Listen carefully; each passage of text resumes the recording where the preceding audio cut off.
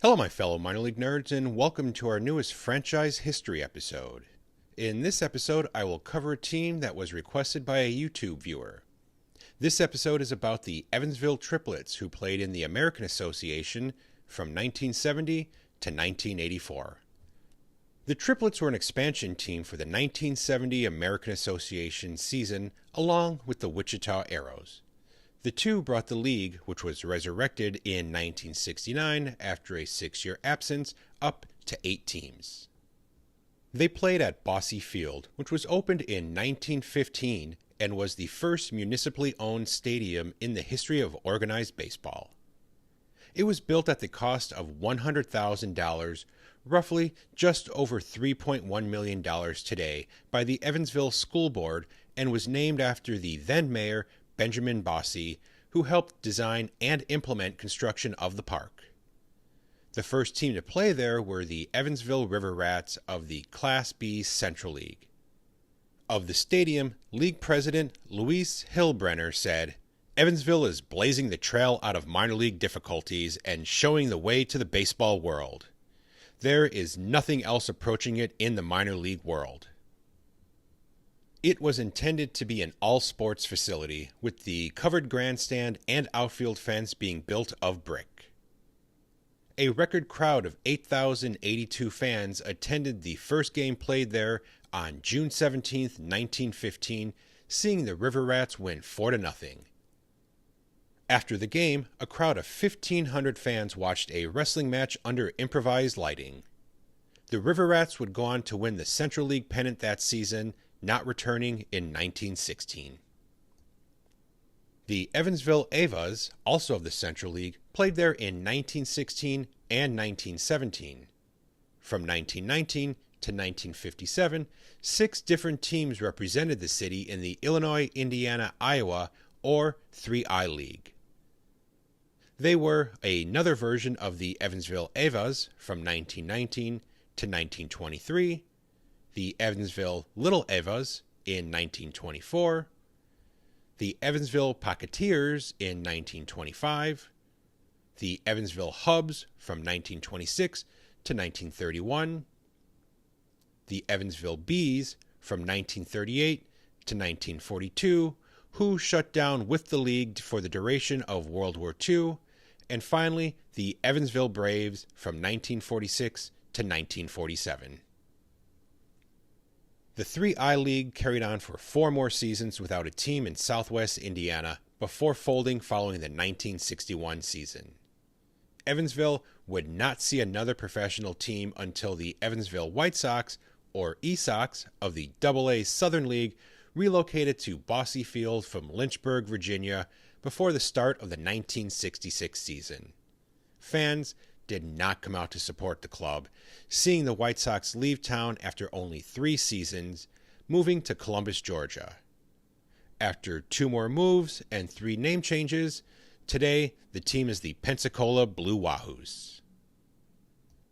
Hall of Famer Chuck Klein made his professional debut at Bosse Field in 1927, hitting .327 for the Hubs.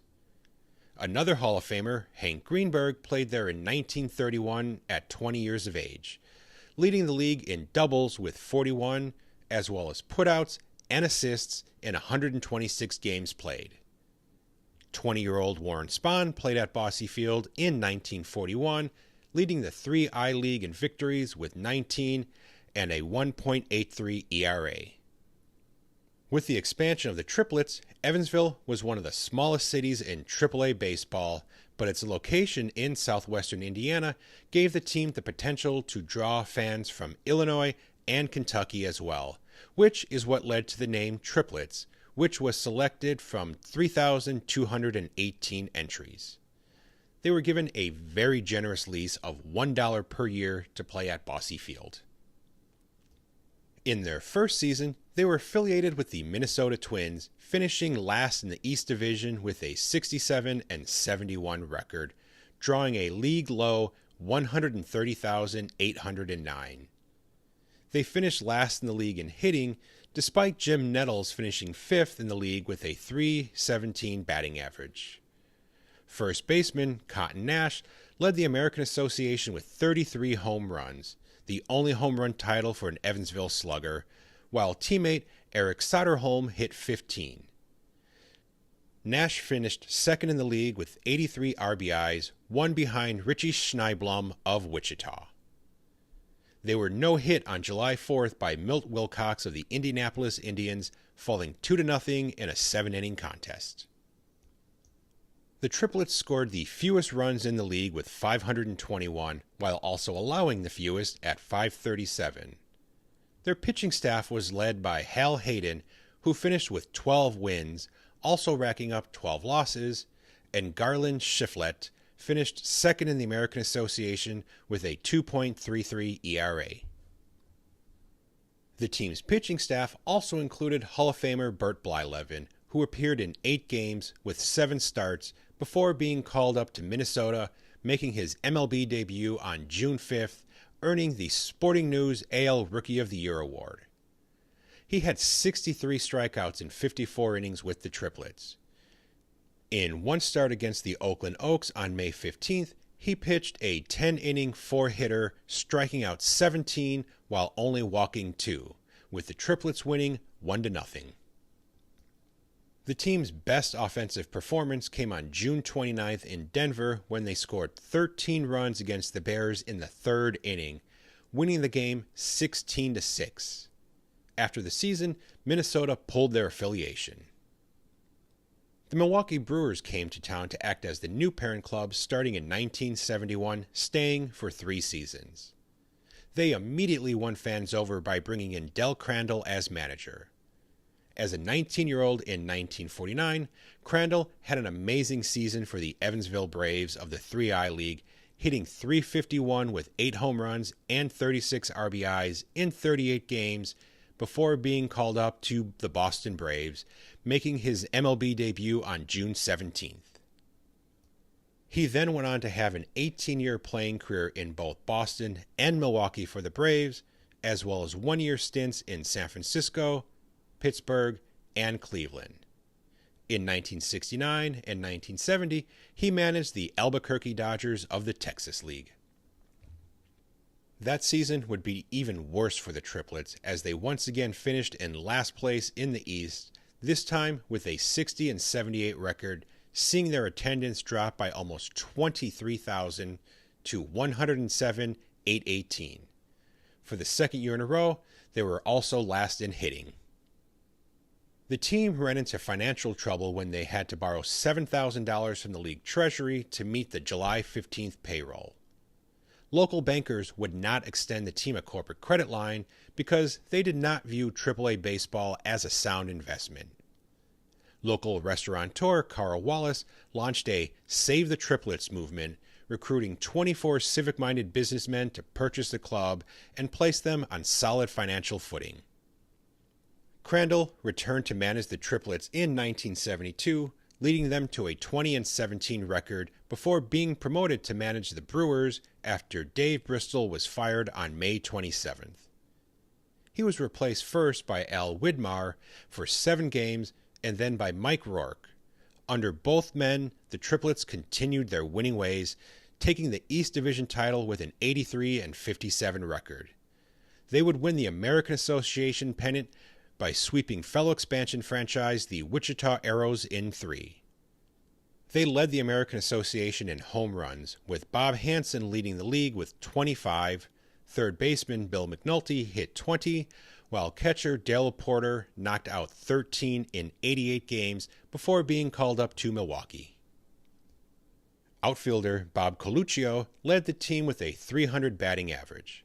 In 77 games, outfielder Bobby Mitchell hit .381 with 20 home runs and 65 RBIs. Right-hander Lloyd Gladden led the league in victories with a 15-9 record and led the team with a 2.71 ERA, earning himself the American Association Most Valuable Pitcher Award.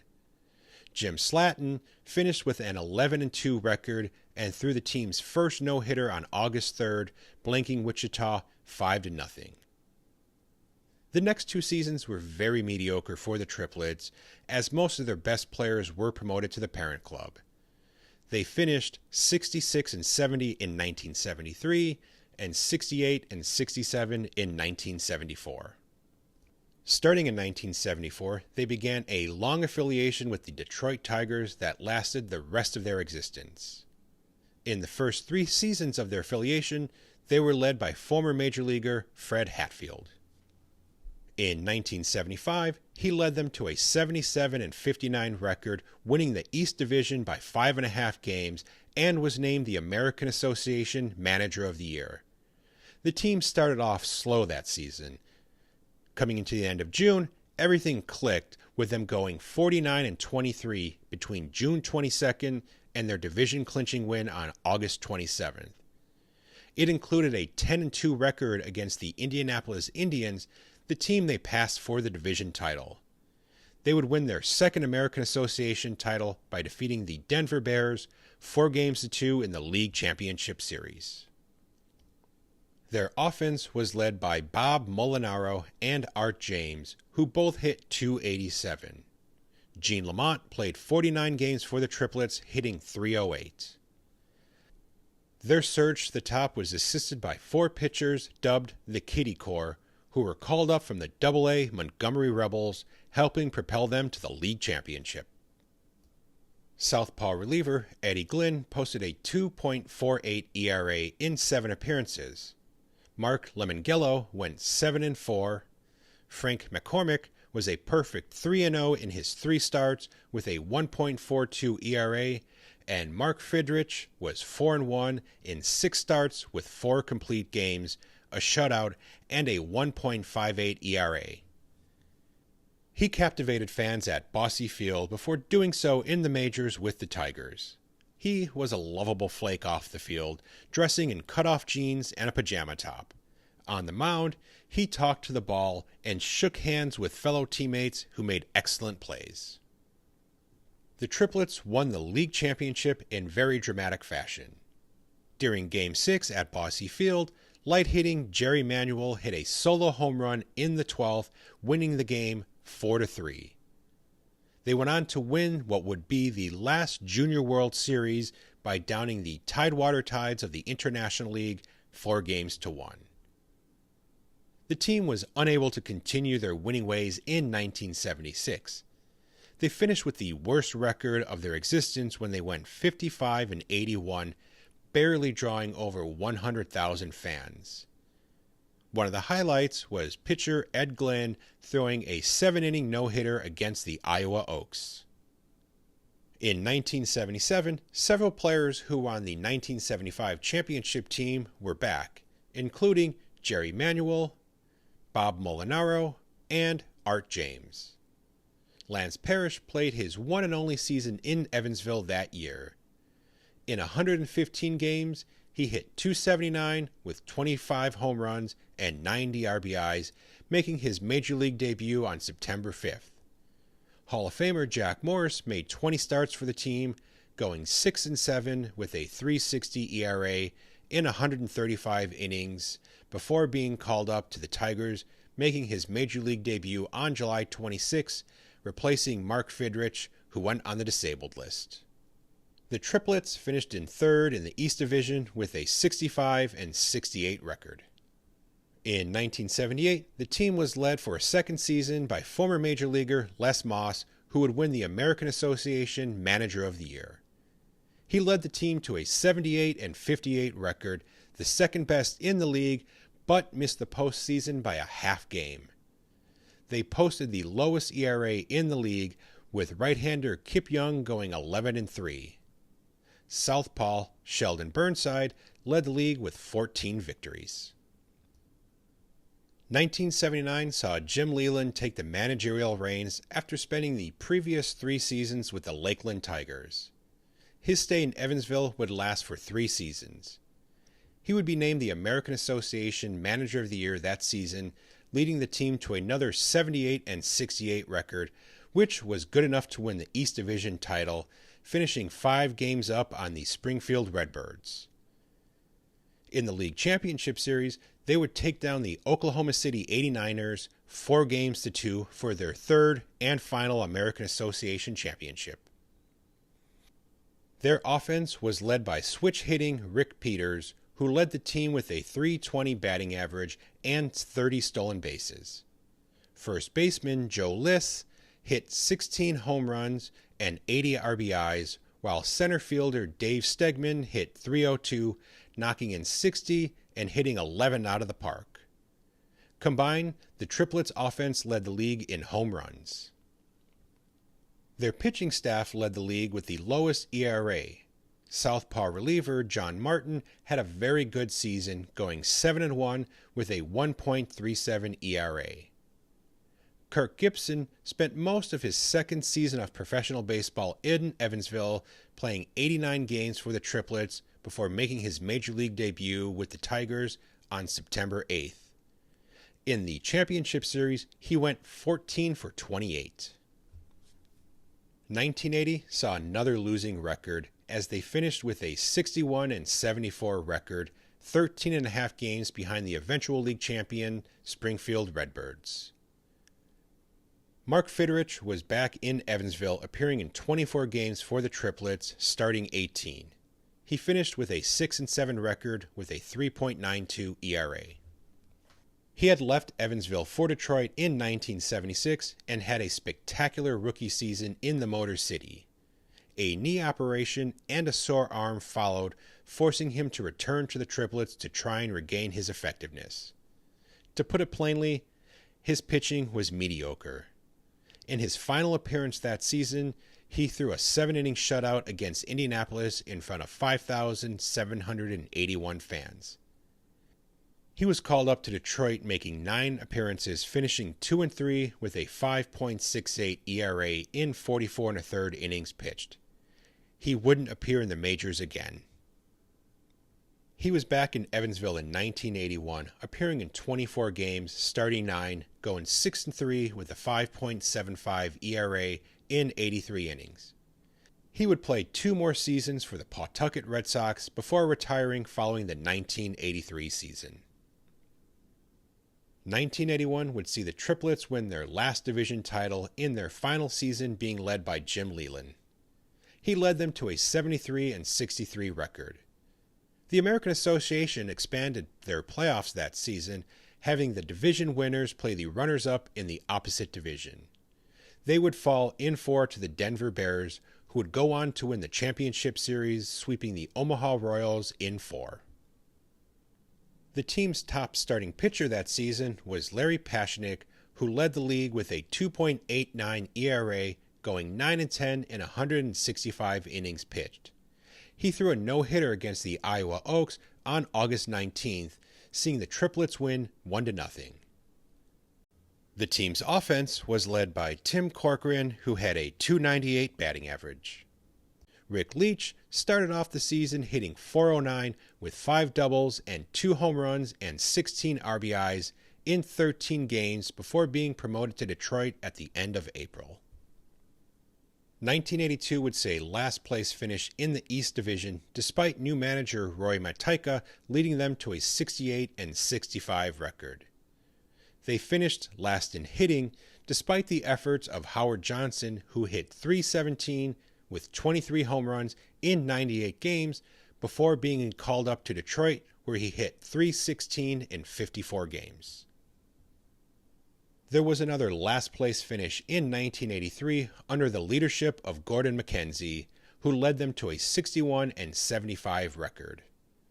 Reliever Craig Eaton won the league ERA title when he went 7-6 with a 2.64 ERA in 53 appearances.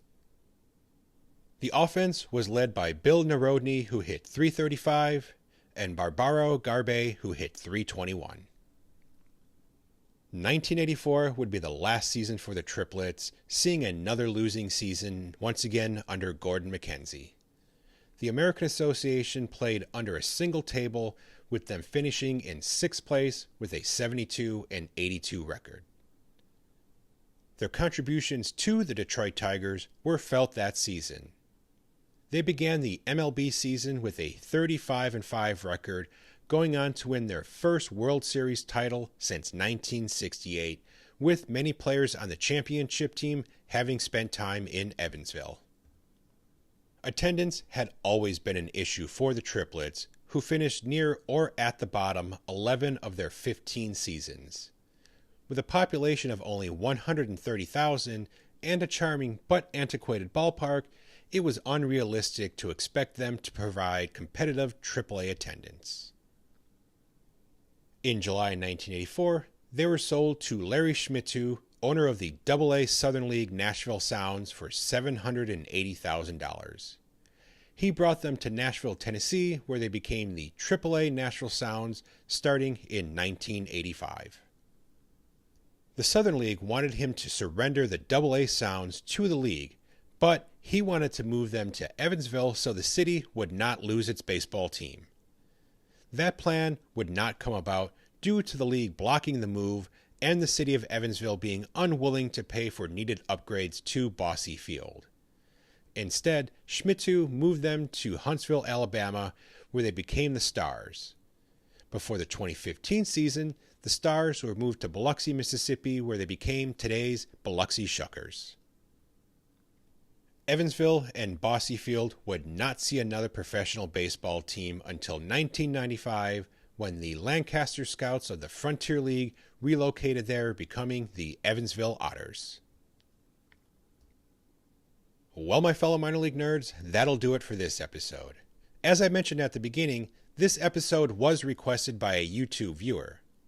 If there's a team you would like us to cover, send us a message or leave a comment on YouTube, Twitter, or Instagram, and we will do our best to get an episode made. If you haven't done so already, please like and subscribe to the YouTube channel or the podcast platform of your choice to be notified whenever a new episode is released. And until next time, stay safe and be sure to never stop supporting minor league baseball and never stop learning about minor league baseball history.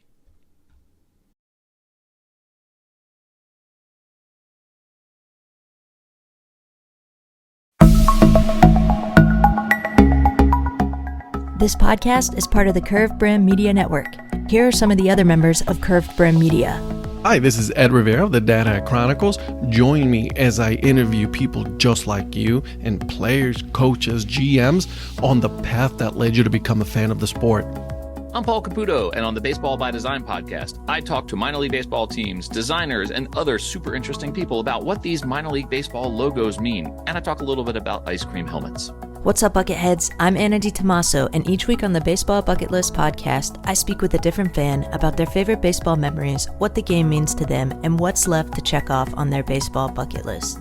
Hey everyone, it's Eric from the great state of Kansas. This is Johnny from the New Orleans Baby Cakes Memorial Museum. And we are the Earn Fun Average podcast, where we talk to a variety of guests about their love of baseball and have fun doing it. America, lower your standards. Average is what we do best.